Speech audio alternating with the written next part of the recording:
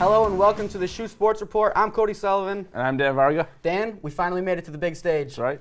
Speaking of another team who's made it to the big stage, women's golf. Dan, get us caught up. That's right, Cody. Women's golf had a very strong outing in Daytona Beach last weekend, winning their very first NEC championship. Day one was extraordinary as Ellie Nibor paced away going 1 under par on the day. After day one, Nibor, Chelsea Sedler, Abigail Hood finished 1-2-3.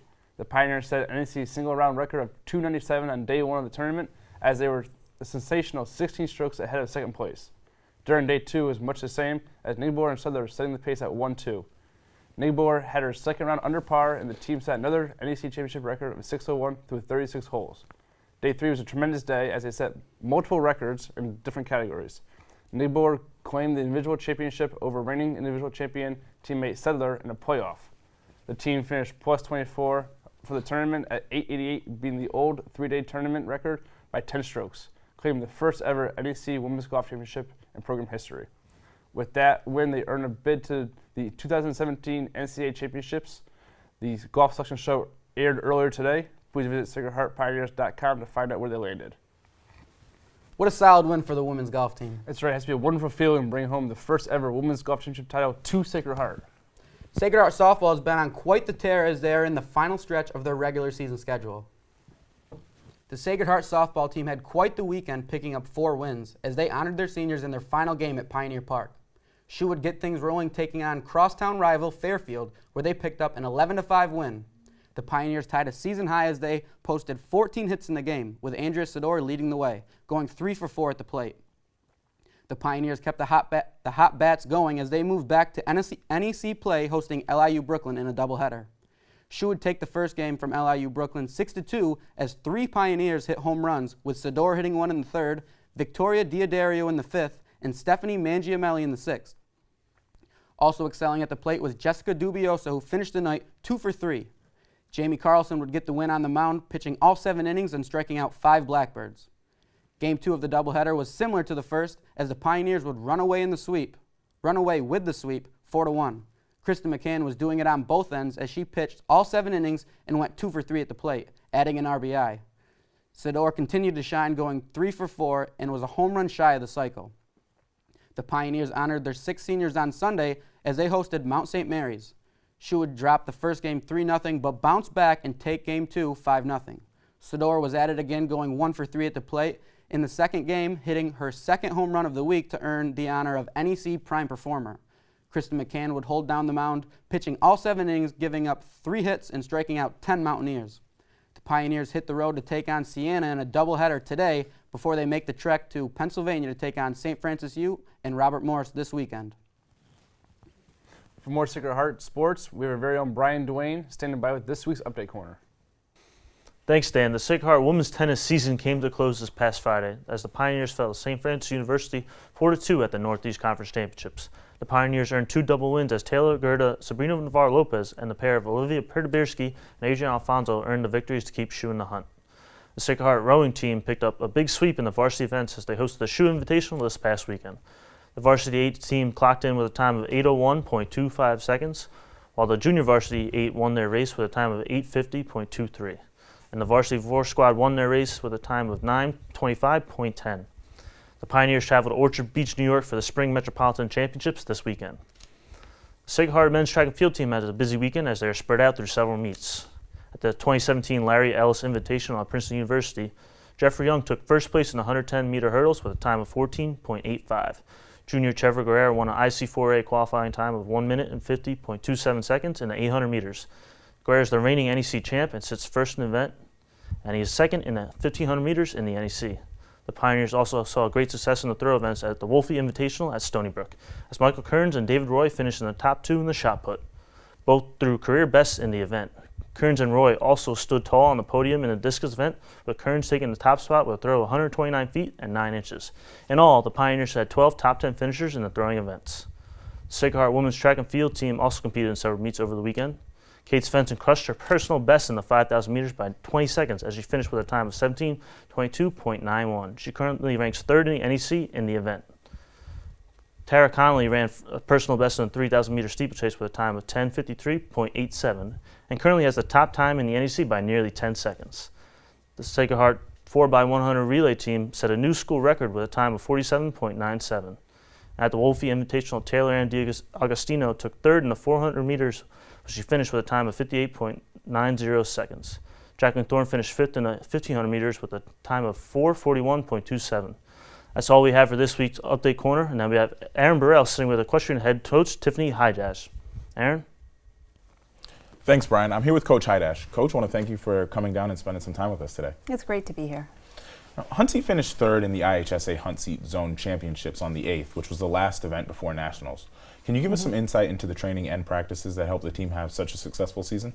Well, it has certainly been a great year, and I think one of the things that has led to our success is that we utilized cross-training this year. We had our Hunt Seat riders ride Western, and our Western riders rode Hunt Seat. And what that really did was enabled them to work on their strength and their balance, and also work on their technique.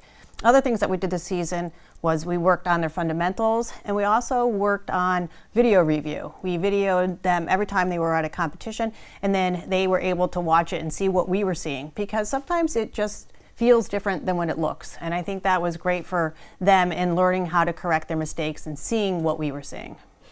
Melissa Dander won the Zone 1 Region 5 Cashion Cup High Point Rider Award and qualified for the IHSA National Championship, along with Abigail Williams, who won the Zone 1 AQHA High Point Rider Award in Western.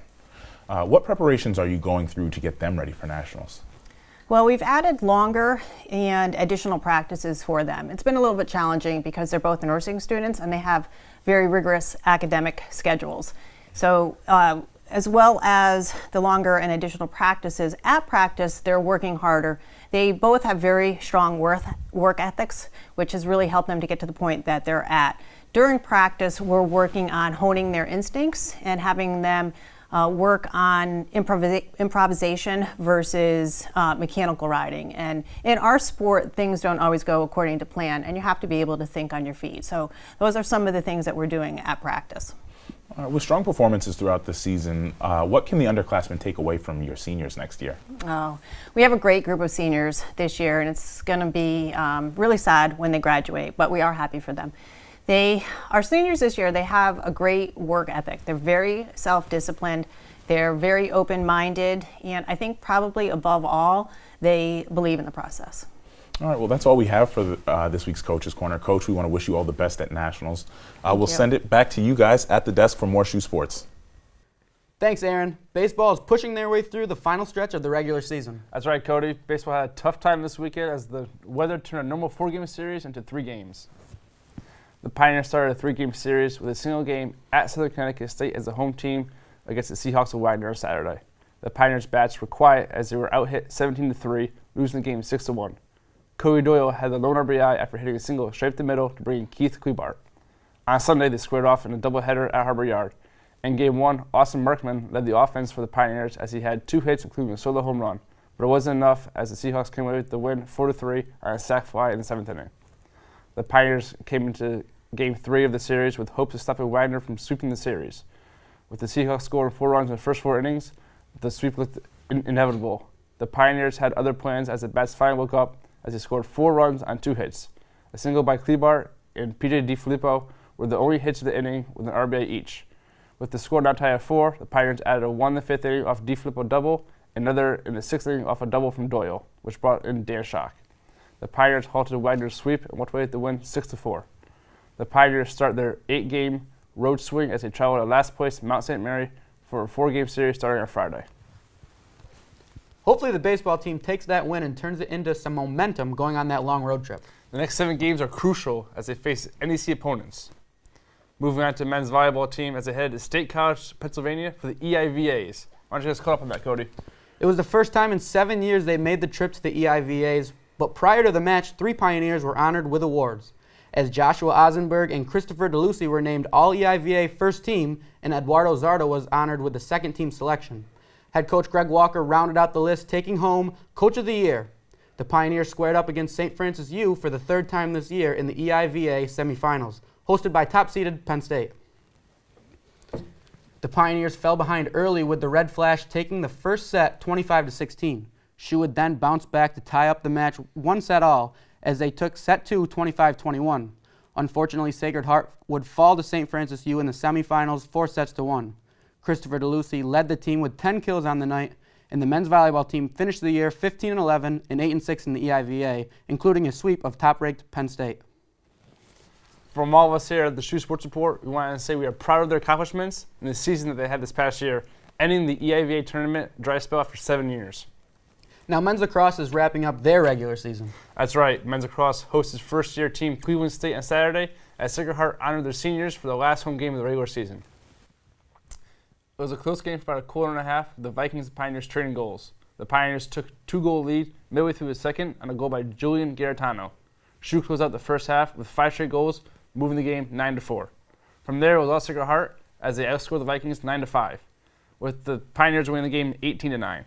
Brian Massey had a career-high 6 assists and 7 points as Bryce Jerk led the way with 4 goals.